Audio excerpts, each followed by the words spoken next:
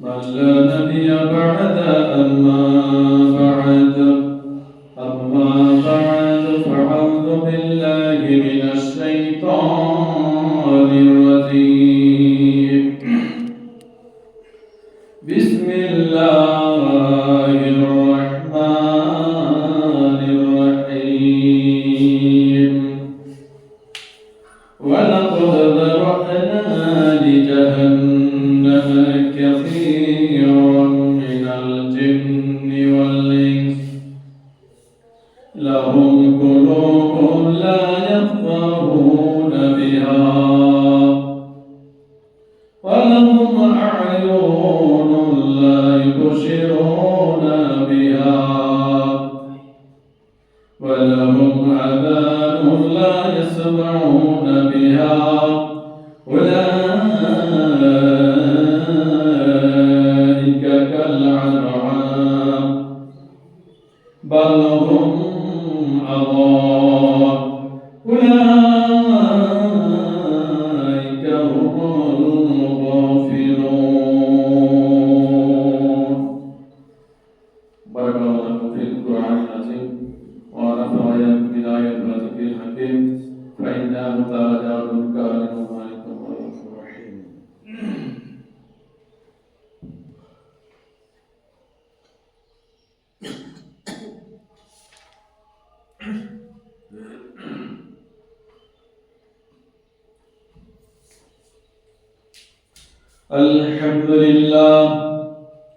الحمد لله نحمده ونستعينه ونستغفره ونؤمن به ونتوكل عليه ونعوذ بالله من شرور أنفسنا ومن سيئات أعمالنا من يهده الله فلا مضل له ومن يضلله فلا هادي له ونشهد أن لا إله إلا الله وحده لا شريك له وأشهد أن محمدا عبده ورسوله الذي أرسله بالحق بشيرا ونذيرا وداعيا إلى الله بإذنه وسراجا منيرا أما بعد فقد قال الله تبارك وتعالى في كلامه المجيد والفرقانه الحميد أعوذ بالله من الشيطان الرجيم بسم الله الرحمن الرحيم يا أيها الناس اتقوا ربكم الذي خلقكم من نفس واحدة وخلق منها زوجها وبث منهما رجالا كثيرا ونساء اتقوا الله الذي تسألون به والأرحام إن الله كان عليكم رقيبا يا أيها الذين آمنوا اتقوا الله حق تقاته ولا تموتن إلا وأنتم مسلمون يصلح لكم أعمالكم ويغفر لكم ذنوبكم ومن يطع الله ورسوله فقد فاز فوزا عظيما أعوذ بالله من الشيطان الشيطان الرجيم إن الله وملائكته يصلون على النبي يا أيها الذين آمنوا صلوا عليه وسلموا تسليما اللهم صل على محمد وعلى آل محمد كما صليت على إبراهيم وعلى آل إبراهيم إنك حميد مجيد اللهم بارك على محمد وعلى آل محمد كما باركت على إبراهيم وعلى آل إبراهيم إنك حميد مجيد উপস্থিত মুসল্লিবৃন্দ, প্রশংসা একমাত্র সেই মহান আল্লাহ, যে আল্লাহ তাআলা আমাদেরকে এই পবিত্র আল্লাহর ঘরে এসে কোরআন এবং হাদিসের কিছু কথা বলার তৌফিক দান করলেন।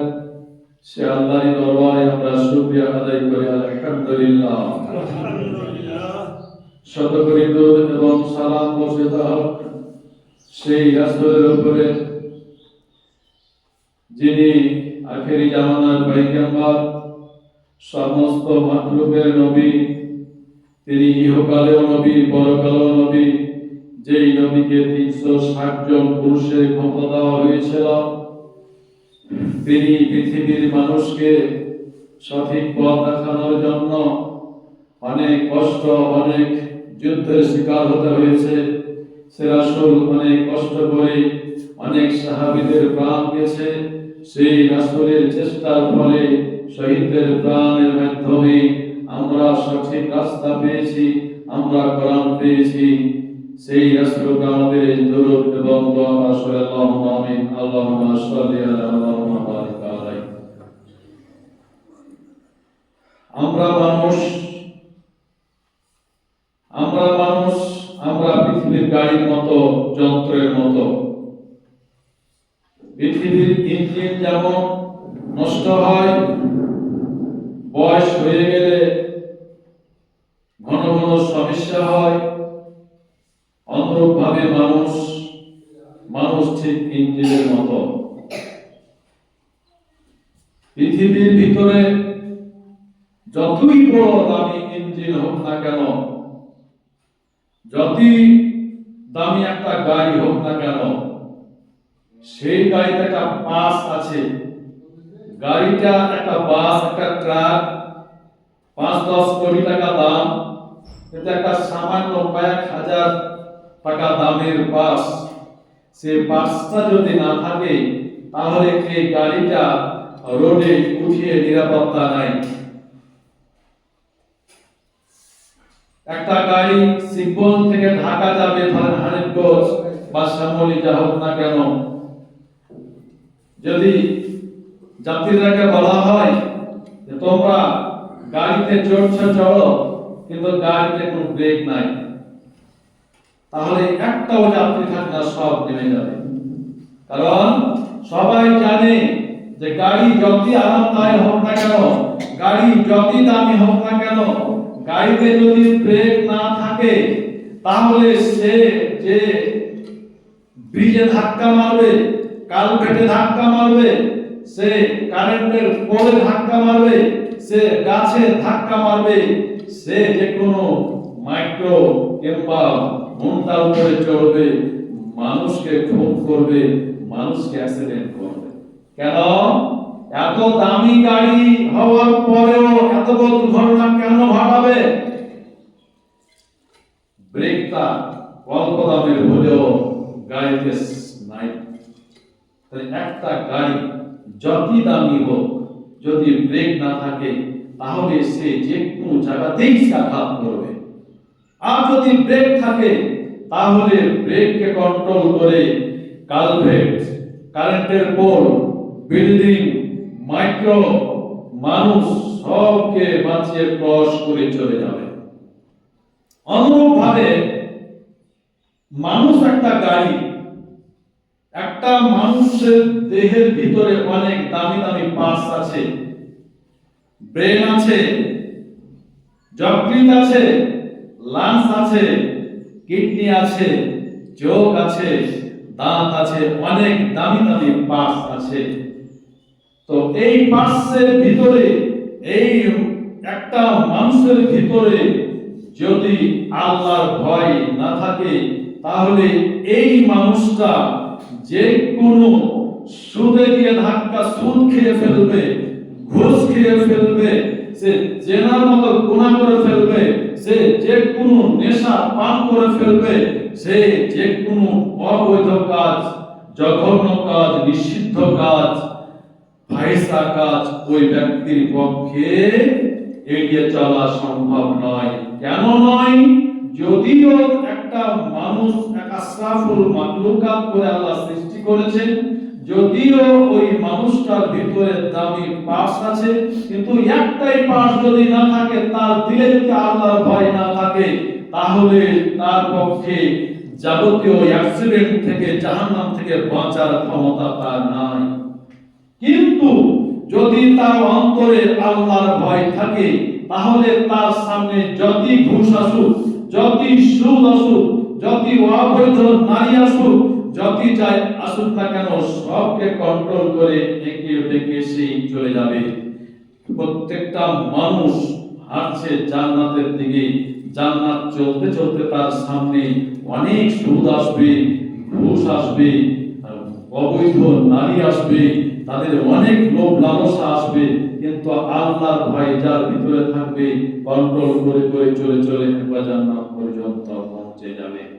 তো একটা দামি গাড়ির ভিতরে, একটা দামি গাড়িতে ব্রেক যে কাজটা করে, একটা মানুষের ভিতরে ভয় ও কাজটা করে।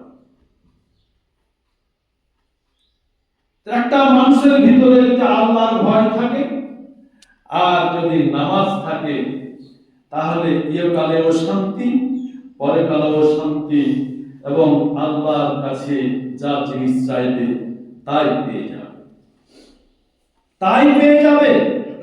কিন্তু আমরা আল্লাহর কাছে চেয়ে পাচ্ছি না কেন? চেয়ে কোন জিনিস পাচ্ছি না কেন? আসলে আমাদের ভিতরে আল্লাহর সাথে যোগাযোগ করা যে তার নামাজ, সেটা নাই, সংযোগ বিচ্ছিন্ন হয়ে গেছে।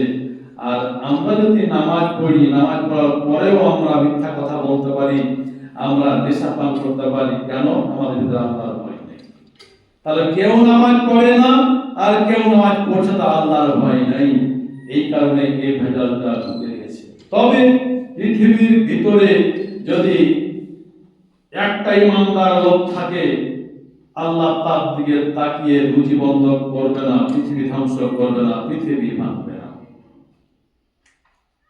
আজকে সারা পৃথিবীর মুসলমান আল্লাহর কাছে প্রার্থনা করছে, কে খুতবায় দাঁড়িয়ে প্রার্থনা করছে, কেউ গভীর রাতে উঠে দুই রাকাত নামাজ পড়ে কাঁদছে, আল্লাহ ইমানদার মানুষগুলি বাঁচাও, মুসলমান ভাইদেরকে বাঁচাও। সারা পৃথিবীতে আজকে কাফের, বেঈমান, মুশরিকরা সিদ্ধান্ত নিয়েছে মুসলমান কমাতে হবে, মেরে কমাও, পুড়িয়ে কমাও। আল্লাহ তুমি ছাড়া আমাদের কেউ নাই। আমাদের ভিতরে আল্লাহর ভয় থাকে, যদি আমাদের ভিতরে নামাজ থাকে, তাহলে আমরা যা চাবো আল্লাহর কাছে তাই পেয়ে যাব। কাফেরদের যত অস্ত্র থাক না কেন, যদি পরমাণু থাক না কেন, যদি বৈজ্ঞানিক থাকুক না কেন, অ্যাটম বোমা থাকুক না কেন, যুদ্ধ বিমান থাকুক না কেন, যদি ইমানদার মানুষ হাত তুলে দেয়, সব শেষ, সব শেষ। আমরা কাছে পানি চাইলে আল্লাহ পানি দেয়, পৃথিবীর কোন যন্ত্র অস্ত্র নাই যে পানি আসমান থেকে নামবে, নামাতে হয়তো কেউ পারে, তবে সব জায়গায় পারে না। যাদের ক্ষমতা আছে, যাদের অস্ত্র আছে তারাই পারে, কিন্তু সবাই পারে না। কিন্তু সবাই পারে ইমান থাকে আর নামাজ থাকা তার কাছে চাই, যেই চাবে সেই জায়গাতে বৃষ্টি হবে। তবে দোয়া করলে প্রত্যেকটা দোয়া কবুল হবে, তবে তাড়াতাড়ি হতে পারে, সময় লাগতে পারে, নাহলে কি আমার মাত্র আছে। আজকে অবশ্য আপনার দরবারে দোয়া কবুল হয়েছে। এই জন্য দেখেন, একবার তাকিয়ে দেখেন সেই ইসরায়েলের কি অবস্থা, নিজ চোখে দেখছেন। আজকে সারা পৃথিবীর মাজলুম মানুষেরা, মাজলুম মুসলমান ভাই বোনেরা, এমনকি অন্যান্য মুসলমান ভাইরা সবাই কাঁদছে, আল্লাহর কাছে দোয়া করছে, আল্লাহ তুমি ফিলিস্তিনকে বাঁচাও, সিরিয়াকে বাঁচাও। আল্লাহ দোয়া কবুল করে নিজ চোখের সামনে দিচ্ছেন। কাল থেকে আরো আগুনের শক্তি আরো বেড়ে গেছে, পাচ্ছে না। বিভিন্ন রাষ্ট্র, ক্ষমতাশালী ইটালি, ফ্রান্স, ইসরায়েলের মতন দেশ ব্যর্থ হয়ে গেছে। এরা বড় বড় হেলিকপ্টার নিয়ে এসে পানি ঠেলেও কাজ হচ্ছে না, কারণ আল্লাহ দোয়া কবুল করে নিয়েছে মুমিনদের মাঝে। এই জন্য আপনাদের বলি, ভয়ের কোনো কারণ নাই। আল্লাহর উপরে বিশ্বাস করেন, আল্লাহর ভয়টা অন্তরে রাখেন, নামাজ পড়েন, আল্লাহর কাছে সাহায্য চান, অবশ্যই আল্লাহ সাহায্য দেবে, এটা আল্লাহর ওয়াদা আছে। আপনারা তো দেখছেন প্রকাশ্য, আপনারা তো শুনছেন আলেম ওলামাদের মুখে যে আল্লাহ এতগুলো ফেরেশতা রেখেছে কি কারণে? আমরা দেশে সেনাবাহিনী পুষছি কি কারণে? সেনাবাহিনীগুলি খাচ্ছে আর ট্রেনিং দিচ্ছে কেন? যখন এই রাষ্ট্রের উপরে যখন কেউ হামলা করবে, তাদের বিরুদ্ধে প্রতিবাদ করার জন্য। তো অনুরূপ ভাবে ফেরেশতা আল্লাহ পুষছেন কেন? এইরকম যদি কোন ইমানদার, আল্লাহর কোন যদি ইমানদার গোলামের উপরে কেউ অন্যায় করে, জুলুম করে, তাদেরকে সাহায্য করার জন্য আল্লাহ এতগুলি ফেরেশতা রেখেছেন, পুষছেন। ফেরেশতা মুসলমানদের, ইমানদারদের জন্য সাহায্য করার জন্য সৈনিক, কিন্তু আমাদের সেই ঈমান নাই। এই জন্য আমাদের সাহায্য আল্লাহ করছেন না, আল্লাহ ফেরেশতাদেরকে হুকুম দিচ্ছেন না। এই জন্যই বলি, পৃথিবীর কোন বিধর্মী কাফেরদের অস্ত্র থেকে ভয়ের কোনো কারণ নাই। তাওয়াক্কালতু আলাল্লাহ, আল্লাহর উপর তাওয়াক্কুল করেন, বিশ্বাস করেন, আল্লাহকে ভয় করেন, নামাজ পড়েন, নামাজ পড়ার পরে আল্লাহকে ডাকেন। দুইটি হাত পৃথিবীর সমস্ত অস্ত্র চাইতেও শক্তিশালী। আজকে তারা রুহুক, প্রমাণ যদি না হয় সারা পৃথিবীর অস্ত্র যে এখন রুহুক ফেরকাইতে হয়তো দোয়া কবুল করে নিয়েছে, সবাই দোয়া করছে। আজকে মাজলুম মাসুম বাচ্চাদের হত্যা করছে, নিরীহ মাসুম বাচ্চাদের হত্যা করছে, নারীদের হত্যা করছে সেই ফিলিস্তিনে। তাদেরকে পুড়াচ্ছে, কাটছে, তাকিয়ে দিচ্ছে, তার বাড়ি ঘর সব ভেঙে দখল করে দিচ্ছে। আজকে যাও, আল্লাহর কাছে যাও। ওই জন্য আল্লাহকে বলি, আল্লাহ তোমার কাছে একমাত্র সাহায্য চাই, ইয়াকা নাউযু ওয়া ইয়াকা নাস্তাইন। আল্লাহ, আমরা দুনিয়া থেকে তোমাকে ইবাদত দিতে চাই এবং আসমান থেকে তোমার কাছে আমরা সাহায্য চাই। আল্লাহ, ইবাদত করছি, আমরা তোমাকে ইবাদত দিচ্ছি। আল্লাহ, তুমি আমাদেরকে আসমান থেকে সাহায্য দাও। আল্লাহ বলছেন, যদি তোদের ইবাদত ঠিক হয়, আমার কাছে যদি খাঁটি খাঁটি সঠিক ইবাদত যদি আমার কাছে পৌঁছাতে পারিস, তবে ঠিক সত্যি সত্যি খাঁটি খাঁটি সাহায্য আমার ইবাদত তোদের কাছে পৌঁছে যাবে। আর যদি দুনিয়া থেকে তোদের ইবাদত বন্দেগী ভেজাল যুক্ত হয়ে আমার কাছে আসে, তবে আসমান থেকে আমি আল্লাহর পক্ষ থেকে তোদের কাছেও ভেজাল যুক্ত সাহায্য আসবে। আমাদের ইবাদত বন্দেগীটা যদি সঠিক হয়, খাঁটি হয়, একমাত্র আল্লাহর উদ্দেশ্য হয়, তাহলে আল্লাহর পক্ষ থেকে অবশ্যই আমাদের সেই সাহায্য আসবে। এখন পৃথিবী গড়িয়ে গেছে, কিয়ামতের দ্বার প্রান্তে পৌঁছে গেছে, পৃথিবীর বয়স শেষ, ঘন ঘন সমস্যা, অজানা অজানা অসুখ, যুদ্ধ, বিগ্রহ লাগবে। এই মুহূর্তে এই সমাচার কথাই রাসূল বলেছেন, তারা কঠিন মামলাই লান্তা জিল্লু মাতালা সাকু হিমা তাওয়ালা সুন্নাতে রাসূল। তোমাদের নিকট দুইটি কিতাব রেখে যাচ্ছি, এমন মুহূর্ত আসবে তোমরা কিতাব দুটোকে কেন্দ্রে, মানে কি একদম শক্ত করে ধরে থাকবে, না হলে তোমরা পথভ্রষ্ট হয়ে যাবে, ইবাদত তোমাদের ভুল হয়ে যাবে, ঈমান চলে যাবে। দুইটি কিতাব দেখেই তোমরা ইবাদত করবে এবং পৃথিবীতে চলবে, তাহলে তোমরা পথভ্রষ্ট হবে না। সেই সময় এখন চলে এসেছে, বিভিন্ন ভাবে আমাদের ঈমান লুটপাট করছে, আমাদের প্রতি বিভিন্ন অত্যাচার চলছে। আজকে সারা পৃথিবীতে মুসলমান নিধন করো, মুসলমানকে বলো, মুসলমানকে গণাও। কেন? আমরা বেঈমান হয়ে গেছি, আমাদের ঈমান শেষ। এই জন্য আল্লাহ বলছেন, ওয়ালাকাদ যারা'না লিজাহান্নামা কাসীরাম মিনাল জিন্নি ওয়াল ইনসি লাহুম কুলুবুন ইয়াফকাহুনা বিহা ওয়া লাহুম আ'য়ুনুন লা ইউবসিরুনা বিহা ওয়া লাহুম আযানুন লা ইয়াসমা'উনা বিহা উলাইকা কাল আনআম বাল হুম আযাল উলাইকা হুমুল গাফিলুন। হে পৃথিবীর মুসলমানেরা, তোমাদের মার খাওয়ার সময় চলে এসেছে, তোমাদের লাত খাওয়ার সময় চলে এসেছে। কেন তোমরা মার খাবে? তোমরা কেন লাথি খাবে? তোমরা কেন কাফেরদের পায়ে তোমরা পিষ্ট হবে? আল্লাহ বলছে, ওয়ালাকাদ যারআনা লিজাহান্নামা কাসীরাম মিনাল জিন্নি ওয়াল ইনস, আমি অবশ্যই জিনের মধ্য থেকে এবং মানুষের মধ্য থেকে, আমি জিনের মধ্য থেকে আর মানুষের মধ্য থেকে কিছু অবাধ্য জিন আর কিছু অবাধ্য মানুষকে আমি সৃষ্টি করেছি। তারা কেমন জিন, তারা কেমন মানুষ?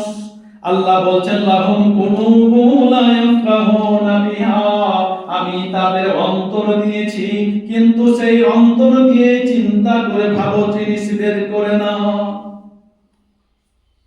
আমি জিন এবং ইনসানকে একটা বিবেক দিয়েছি, সেই বিবেক দিয়ে তারা চিন্তা ভাবনা করে ভালো জিনিস তারা খুঁজে বের করে না, ভালো জিনিস তারা ব্যবহার করে না, মানে না। ওয়ালাহুম আ'য়ুনুন লা ইউবসিরুনা বিহা, আমি তাদের দুইটা চক্ষু দিয়েছি, কিন্তু চক্ষু দিয়ে ভালো জিনিস তারা দেখে না। ওয়ালা আযানুন লা ইয়াসমা'ু ওয়ালাহুম আযানুন লা ইয়াসমা'উনা বিহা, আমি তাদের দুইটা কান দিয়েছি, কান দিয়ে তারা ভালো জিনিস তারা শুনে না। উলাইকা কালাম, মনে হচ্ছে যেন তারা চতুষ্পাদ জন্তু, বালহুম আযাল, এমনকি চতুষ্পাদ জন্তুর চাইতেও তারা নিকৃষ্ট হয়ে গেছে। উলাইকা হুমুল গাফিলুন, কেননা তারা গাফিলাতি জিন্দেগি করতে করতে। মুসলমান কাফের ঘুমাচ্ছে। আজকে সারা পৃথিবী বিধর্মীরা অস্ত্র তৈরি করছে, আর মুসলমানেরা ধন সম্পদ, এক ভাই সম্পদ আর এক ভাই লুটপাট করছে। যাদেরকে ভোট দিয়ে নেতা বানাচ্ছি, ওরাও দেশের সম্পদ নিয়ে বাইরে গিয়ে বাড়ি জমাচ্ছে। যেই যখন যে দল যাচ্ছে তখন তারা সেই কাজ করছে। আল্লাহ বলছেন যে তোদের রাত খাওয়ার সময় হয়ে গেছে, তোদের মায়ের খাওয়ার সময় হয়ে গেছে। একজন রাখাল মাঠে গরু চড়াইছে, যখন সেই গরুটা আর ফসলে লাগে তখন বলে, এই ফসল খাইস না, ফসল পালা মারবে, ধরে বেঁধে রাখবে, খড়ে ভরে রাখবে। গরু কথা শুনবে না। কিন্তু একটা 10 বছরের ছেলে পরের গাছে আম পাড়ছে, যদি বলা হয় বাবা তুমি আম পাইও না, আমরা কঠিন লাগাল মানুষ, তোমাকে ধরে মায় শুরু করে দিবে, খবরদার তারা আমের গাছে হাত দিও না, এমনকি কারো গাছে হাত দিও না। যার কাছে আম পাড়বে সে তোমাকে পিটবে, দরকার নেই। 10 বছর ছেলেটা পারবে না, আমটা পারবে না, ঘুরে চলে আসবে। তাহলে একটা 10 বছরের ছেলে পরের কাছে আম পাড়তে গেল, কিছু পাড়তে গেল, কলা পাড়তে গেল, পাকা পেঁপে পাড়তে গেল, যদি বলা হয় বাবা খবরদার হাত দিও না, তো পরিণাম ভালো হবে না, ভয় খেতে হবে, তখন বাচ্চাটা ভয়ে ফিরে ফিরে চলে আসে। কিন্তু একটা রাখাল যখন একটা গরুকে বলে যে মুখের ধান লাগিস না, ধান ফুটে গেছে, সহ্য করবে না, যেটাই খাবে সেটাই শেষ হবে, পরিণাম ভালো হবে না, কেউ শুরু করবে, খড় দেবে, আমি তোর মালিক, রাখো, আমাকেও ছাড়বে না, ওদের খবরদার মুখ দিস না। গরু শুনবে না। আল্লাহ বলছেন যে ওদেরও গরুরও কান আছে, গরুরও চোখ আছে, গরুরও সব আছে, এই বাচ্চার চোখ আছে, বাচ্চারও কান আছে, অথচ গরু ঘুরে না, বাচ্চারা ঘুরে। কেন? গরুর বোধ শক্তি নয়, বোধ শক্তি নাই। তো আল্লাহ বলছেন যে কিছু মানুষের চোখ আছে, কান আছে, বিবেক আছে, তারপরেও সে চতুষ্পদ জন্তুর মতো। শুধু এখান থেকে আল্লাহ চতুষ্পদ জন্তুর মতো বলেই ছেড়ে দেননি, বলছে বালহুম আজাল, তার চাইতো নিকৃষ্ট, তার চাইতো নিকৃষ্ট। তাহলে মানুষের মধ্যে কিছু মানুষ আছে যারা পশুর চাইতেও নিকৃষ্ট। তাহলে নিকৃষ্ট মানুষ কোনটা? নিকৃষ্ট মানুষ কোনটা? আল্লাহ বললেন যে মানুষ পশুর মতো, তার চাইতে জঘন্য। তাহলে পশুরও কান আছে, পশুরও চোখ আছে, পশুরও সব মুখ টুক সব কিছু আছে। তাহলে পশু ফসল থেকে ঘুরে আসলো না, ছেলেটা ঘুরে আসলো। পশুর মতন কারা? পশুর মতন কারা? দেখেন, একটা ছাগল মাঠে বাঁধা আছে, আকাশে বৃষ্টি শুরু হয়ে গেছে, জমিনে পড়তে শুরু করেছে, ছাগলটা চিৎকার করছে, কেউ ছেড়ে যায়, দৌড়ে এসে তার মালিকের বাড়িতে ঢুকবে সরাসরি, অন্য কারো বাড়ি যাবে না। এটা কুত্তা মালিকের সাথে যেতে যেতে ধরেন চলে গেছে শিবগঞ্জ মোনাবাসা মোড়, তার মালিক বাসে চড়ে চলে গেল রাজশাহী। তখন কিছুক্ষণ কুকুরটা দাঁড়িয়ে থেকে আবার ঘুরলো, আস্তে আস্তে এসে মালিকের বাড়িতে উঠে। তো একটা ছাগল তার মালিককে চিনে, একটা কুত্তা তার মালিককে চিনে, কিন্তু মানুষ, যেই মানুষগুলিকে আল্লাহ আশরাফুল মাখলুকাত করে সৃষ্টি করেছেন, সেই মানুষের মধ্যে কিছু মানুষ তার মালিককে চিনে না। আল্লাহ বলছেন কোন সমস্ত মানুষগুলা পশুর চাইতে নিকৃষ্ট। যখন আল্লাহ তার মুয়াজ্জিনকে দিয়ে ডাকেন, তোমরা মালিকের দিকে আসো, মালিকের ঘরের দিকে আসো, এখানেই তোমরা শান্তি পেয়ে যাবে। পৃথিবীতে যতই বৃষ্টি হোক, যতই যাই হোক না কেন, তোমরা চলে আসো মসজিদে, তোমরা সেই মসজিদে চলে আসলে বৃষ্টি থেকে বেঁচে যাবে, তোমরা পাথর শিলা বৃষ্টি থেকে বেঁচে যাবে। যখন মুয়াজ্জিন আযান দেয় হাইয়া আলাস সালাহ, তখন দেখবেন কিছু মুসলমান মানুষ তাস পিটছে, কিছু মানুষ দাবা খেলছে, কেউ বিক্রি করছে, কিনছে, কাজ করছে, সব করছে, আর আযান চলছে, আল্লাহ ডাকছে, কিন্তু তার মালিকের ডাক সে বুঝতে পারে না। তার মালিকের ডাকছে হাইয়া আলাস সালাহ, আসো তোমরা মসজিদে আসো, হাইয়া আলাল ফালাহ। পৃথিবীর যাবতীয় শান্তি কামিয়াবি এর ভিতরেই আছে, নামাজের ভিতরেই আছে। তুমি ব্যবসা করবে নামাজ ছেড়ে, তোমার এখান থেকে রুজি সম্পন্ন হবে না। তা নামাজের ভিতরে রুজি, নামাজের মধ্যেই নিরাপত্তা, সব কিছুই। আল্লাহ বলছেন বালহুম আজাল, এরা পশুর চাইতে নিকৃষ্ট। কারা? যারা তার মালিকের ডাক বুঝে না, তার মালিকের ডাক বুঝে না। মালিক ডাকছে হাইয়া আলাস সালাহ, হাইয়া আলাল ফালাহ, কিন্তু বসে বসে তাস পিটে, নেশা পান করে, গিবত করে, তাস খেলে, বিভিন্ন কাজে জড়িত। আল্লাহ বলছেন এরাই হচ্ছে পশুর চাইতে নিকৃষ্ট, এরাই হচ্ছে পশুর চাইতে নিকৃষ্ট।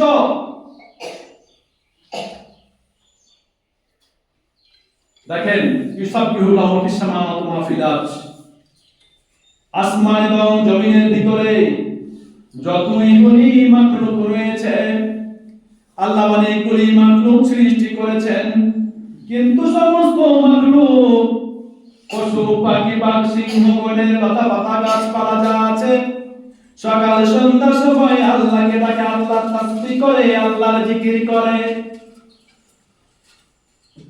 সকাল সন্ধ্যা সমস্ত মাখলুক আল্লাহর তাসবিহ করে, কিন্তু মানুষ যে মানুষগুলিকে আল্লাহ আশরাফুল মাখলুকাত করে সৃষ্টি করেছে, সে মানুষগুলি সকাল 8টা না হলে ঘুম থেকে ওঠে না। তারপর দেখেন রুজির ব্যাপারে এক একজন রুজি আল্লাহ নির্ধারণ করে দিয়েছে যে সে গুলি তোরা পান করবে, ওখান থেকে তোদের খাবি পান করবে, ওটাই তোদের জন্য সীমাবদ্ধ। সাপ তুই ব্যাং খাবি, ময়ূর তুই সাপ খাবি, হরিণ তুই ঘাস খাবি, বাঘ সিংহ হরিণ খাবে, গরু ছাগল ঘাস খড় খাবে, কুকুর মাংস খাবে, হাড্ডি খাবে। দেখেন পশুগুলিকে যে সমস্ত রুচি নির্ধারণ করে দিয়েছে তারা তাই করছে। ছাগল না খেয়ে মরে গেলেও যদি তাকে মাংস এবং হাড্ডি দেওয়া হয় জিন্দগিতে খাবে না। যদি কুত্তাকে বলা হয়, যদি কুত্তা না খেয়ে মরে যায় ঘাস পাতা পাতা খাবে না, যদি সে মাংস হাড্ডি না হয়, তাহলে যে সমস্ত জীব জানোয়ারগুলিকে মানুষগুলিকে বলেছে তোরা এগুলো খাবে ওরা ওগুলো খাবে, এভাবে চলবে। তবে যারা জীব, যারা জন্তু জানোয়ার তারা মেনে নিয়েছে, মানুষ মানেনি। আল্লাহ দেওয়া রুজি পেয়ে সমস্ত জন্তু জানোয়ার সন্তুষ্ট আছে, মানুষ সন্তুষ্ট নয়। মানুষ সুদ খায়, মানুষ ঘুষ খায়, মানুষ নেশা পান করে, মানুষ জর্দা খায়, বিড়ি খায়। বলেন তো একটা বাঘ একটা কুত্তা না খেয়ে মরে গেলেও মদ পান করবে না। একটা শুকুর না খেয়ে মরে গেলেও সিগারেট জর্দা গুল মুখে দিবে না। আল্লাহ বলছেন যে মানুষ তোমরা কি আমি বানান আশরাফুল মাখলুকাত করে কাল আনআম তোমরা পশুর জগতে নেমে গেছো, বরং তার চাইতে তোমার নিকৃষ্ট জায়গায় চলে গেছো। আজকে মানুষ রুজি পেয়েও সন্তুষ্ট নয়, অন্যান্য জন্তুদের রুজি পেয়েও সন্তুষ্ট আছে। আজকে দেখেন মানুষগুলিকে পাওয়া যায় পীরের মাজারে, মানুষকে পাওয়া যায় মূর্তির সামনে, মানুষকে পাওয়া যায় শহীদ মিনারে, কিন্তু পৃথিবীর কোন জন্তু জানোয়ার পীরের মাজারে যায় না, মূর্তির সামনে যায় না, শহীদ মিনারে যায় না। যাই তো যায় আশরাফুল মাখলুকাত মানুষই যায়।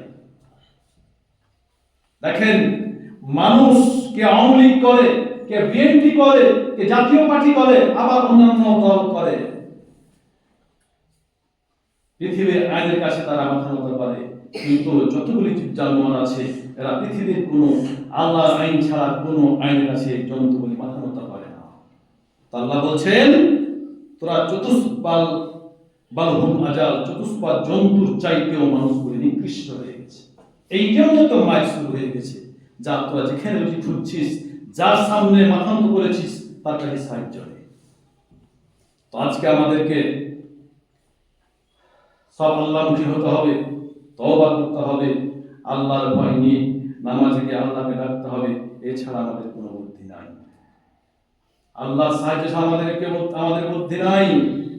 আজকে ভারতের যে অবস্থা দেখেন, কি অবস্থা, মুসলমানদের কি অবস্থা, এদেরকে দেখে আমাদের শিক্ষা লাভ করতে হবে, আমাদের তৈরি হতে হবে, আল্লাহকে সাহায্য চাইতে হবে, নিজেকে তৈরি হতে হবে। আজকে দেখেন পাকিস্তান দুর্বল, ভারতের কাছে ঠিক আছে, তারপরে ওরা মরবে, মেরে মরবে। এই জন্যই হয়তো ভারত যুদ্ধে জড়িয়ে পারে, কিন্তু ভয় আছে যে আমাকে মরতে হবে।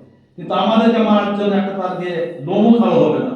পাকিস্তানকে মারলে তাদের কলজা কাঁপবে, কিন্তু আমাদেরকে মারার ব্যাপারে একটা লোম খাওয়া হবে না। কেন? আমাদের কিছুই নাই, ইমানও নাই, অস্ত্রও নাই। অতএব আমাদেরকে তওবা করে ফিরে আসতে হবে, আল্লাহর কাছে সাহায্য চাইতে হবে এবং আমাদেরকে তৈরি হতে হবে সর্বদিক দিয়ে। সেই জামানা চলে এসেছে, আল্লাহ রাসূলের ভবিষ্যৎবাণী, ভারতবর্ষে একটা যুদ্ধ হবে মারহামা, সেখানে অনেক মুসলমান, অনেক হিন্দু মারা যাবে, অবশ্যই মুসলমান শেষখানে জয় হবে। আমাদেরকে সেই রাসূলের ভবিষ্যৎবাণী আসবেই, আমাদেরকে এখন থেকে তৈরি হতে হবে, ঐক্য হতে হবে মুসলমানদেরকে। আজকে আমাদের ভাই ভাই শত্রুতা, মুসলমান ভাই শত্রুতা সব ভুলে গিয়ে আমাদের একই কাঁধে কাঁধ মিলিয়ে আমাদের দাঁড়াতে হবে। দেখেন ইমরান জেলখানায় আছে, জেলখানা থেকে হুঙ্কার ছাড়ছে যে আমরা যাই হোক না দেশের ব্যাপারে আমরা এই ভারতের যুদ্ধ সভা এক আছে বিদায় আজ পর্যন্ত তারা ধরে আছে দেশটাকে, বাকি ফাইসালা কি হবে আল্লাহ ভালো জানে। তো দেখেন, আল্লাহ রাসূল এত দামি মানুষ, যিনি সমস্ত মাখলুকাতের নবী, যিনার আগের গুনহামা উনার পরের গুনহামা, যেই নবীর দেহতে 360টি পুরুষের ক্ষমতা দেওয়া হয়েছে, যেই নবী সমস্ত নবীদের সর্দার, এমন বক্তা বলছেন, যখন আমি হুদ কোরআনের সূরা, পবিত্র কোরআনের সূরা হুদ যখন তেলাওয়াত করি, প্রত্যেকটা আয়াত যখন তেলাওয়াত করি, তখন আমার ভয়ে পরজা হবে। তাহলে এরকম একটা মানুষ, এরকম একজন নবী, একজন রাসূল, উনার যদি ভয় থাকে, তাহলে আমাদের ভয় থাকবে না কেন? আমাদের ভয় থাকবে না কেন? হয় ওমর রাদিয়াল্লাহু তাআলা আনহু উবাই ইবনে কাবকে বলছেন, উবাই ইবনে কাব, আল্লাহ রাসূলের মুখে কি তুমি শুনেছো ভয় কি জিনিস? আল্লাহর ভয় কি জিনিস তুমি কি শুনেছো? উবাই ইবনে কাব বলছে, ইয়া রাসূলুল্লাহ, ইয়া আমিরুল মুমিনিন ওমর রাদিয়াল্লাহু তাআলা আনহু, আমি শুনেছি। আমি উবাই ইবনে কাব স্বয়ং নিজ কানে আল্লাহ রাসূলের মুখে শুনেছি ভয়, আল্লাহর ভয় কি জিনিস। উমর বলছে, উবাই ইবনে কাব তুমি বলো আল্লাহর ভয়টা কেমন?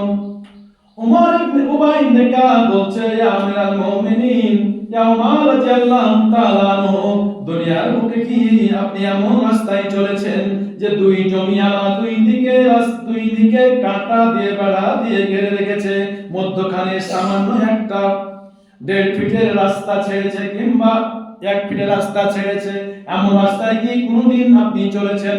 ওমর রাদিয়াল্লাহু তাআলা বললেন, উবাই ইবনে কাব, আমি এরকম রাস্তায় অনেক হেঁটেছি। উবাই ইবনে কাব বলছে, আমিরুল মুমিনিন, আপনি কেমন করে হেঁটেছিলেন? দেখান তো একটু। ওমর দেখাচ্ছেন জুব্বাগুলিকে ভাবে সেন্টে ধরে একবার সাবধানে কোল কেটে কেটে আস্তে আস্তে চলেছেন। ওমর বলছেন, আমি এইভাবে চলেছি, ডানে ঝুঁকিনি বামে ঝুঁকিনি, হয়তো ডানে ঝুঁকলে পোশাক ছিঁড়ে যাবে, বাম দিকে ঝুঁকলে চামড়া ছিঁড়ে যাবে, এই জন্য আমি এই ভয়ে আস্তে আস্তে আস্তে করে এই সুরাস্তা দিয়ে চলেছি। উবাই ইবনে কাব বলছে, বাস হয়ে গেছে, একেই আল্লাহ রাসূল আল্লাহর ভয় বলেছে, এটাই হচ্ছে ভয়। তো পৃথিবীর বুকে যারা মুমিন হবে, তাদের জন্য পৃথিবীটা অত্যন্ত সরু রাস্তা। তাদের দুনিয়ার বুকে সাবধানে চলতে হবে। তাদের দুনিয়ায় চলতে চলতে সামনে পাবে ঘুষ, ডানে পাবে তারা সুদ, আবার বামে থাকবে মহিলা, অবৈধ মহিলা, বিভিন্ন লোভ লালসা তাকে আক্রমণ করতে আসবে। ওই সময় সমস্ত মুসলমানকে সাবধানে চলে চলে পা ফেলে দুনিয়া অতিক্রম করতে হবে, যাতে আমার দেহের ভিতরে কোনো পাপ না স্পর্শ করতে পারে। অত সহজ নয়। মুসলমানদের জন্য দুনিয়াটা জেলখানা।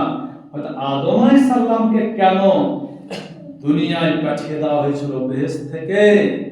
ভুলের কারণে শাস্তি দেওয়ার জন্য এই দুনিয়ায় পাঠানো হয়েছিল। এই দুনিয়াটা সুখের জায়গা নয়। আর দুনিয়া মসজিদুল মুমিনিন, এই দুনিয়াটা হচ্ছে মুমিনদের জন্য জেলখানা। এর আগে কোনো ইমানদার সুখ শান্তি পায়নি, কোন নবী সুখ শান্তি পায়নি, আমরাও পাবো না। সুখ শান্তি পাওয়ার জন্য, থাকার জন্য যত রকমের পথ অবলম্বন করি, যতই রাস্তা ধরি, এই দুনিয়ায় সুখ আসবে না। অসুখ, বিসুখ, অভাব, অত্যাচার, জুলুম একের পর এক চলতেই থাকবে। অতএব দুনিয়াটাকে সুখের জায়গা মনে করলে হবে না, এই দুনিয়াটা জেলখানা মনে করতে হবে। যারা ইমানদার হবেন ওনারা এই দুনিয়াটা জেলখানা মনে করবেন। এই দুনিয়ায় আমাদেরকে আল্লাহর ভয় এবং নামাজ আদায় করে আল্লাহর কাছে সাহায্য নিয়ে আমাদের চলতে হবে। আজকে সারা পৃথিবীতে দুর্যোগ, আজকে মুসলমান যেখানে আছে সেখানে মার, সেখানে অত্যাচার, সেখানে জুলুম, আমাদের উপরেও হয়তো আভাস চলে আসছে। আমরা আল্লাহর কাছে দোয়া করি, আল্লাহ তুমি আমাদের সাহায্য করো। আমাদের কোনো অস্ত্র নয়, একমাত্র অস্ত্র হচ্ছে আমাদের ঈমান, এবং অস্ত্র হচ্ছে আল্লাহ তোমার সাহায্য, তোমার মদদ। আল্লাহ তোমার কাছে আমরা সাহায্য চাই। আল্লাহ তুমি সারা পৃথিবীর মুসলমানকে আল্লাহ তুমি রক্ষা করো, সাহায্য করো, ঈমান নিয়ে চলা সহজ করো। বিশেষ করে আমরা এই বাংলাদেশের মুসলমানদের জন্য দোয়া করি। আল্লাহ তুমি বাংলাদেশের মুসলমানকে আল্লাহ তুমি হেফাজত করো। আমরা সবাই বলি আল্লাহুম্মা আমিন। আল্লাহ তোমার কাছে দাবি, আমাদের বাংলাদেশকে তুমি কাফেরদের বেঈমানদের বহিঃ শত্রুদের হাত থেকে রক্ষা করো। আজকে হয়তো চক্রান্ত চলছে, যেইভাবে ইহুদিদেরকে হিটলার হত্যা করেছিল, তারা অসহায় হয়ে ঘোরাফেরা করছিল, ময়া দেখিয়ে ফিলিস্তিনের মুসলমান জায়গা দিয়েছিল, আজকে তাদের বুকে চড়ে বসেছে। আজকে আমরাও ময়া করে সেই বার্মার রোহিঙ্গাদের আশ্রয় দিচ্ছি, একের পর এক চলে আসছে, আবার বিলক্ষ চলে এসছে। হয়তো বা এটাই কোনো আমাদের বিপদের কারণ হবে নাকি? আমরা যেন সতর্ক থাকি। আল্লাহ যদি এর ভিতরে কোনো অমঙ্গল থাকে, আল্লাহ তুমি আমাদেরকে সেগুলি বোঝার তৌফিক দান করিও, আমরা যেন বুঝতে পারি। আর আল্লাহ বিভিন্ন চক্রান্ত, শয়তানের চক্রান্ত, কাফেরদের চক্রান্ত, কাফেরদের অত্যাচার সব কিছু থেকে আমাদেরকে রক্ষা করো। আমাদের সোনার বাংলাকে আল্লাহ তুমি রক্ষা করো। আমরা সবাই বলি আল্লাহুম্মা আমিন। ইন্নাল্লাহা ইয়া'মুরু বিল আদলি ওয়াল ইহসান ওয়া ইতাইযিল কুরবা ওয়া ইয়ানহা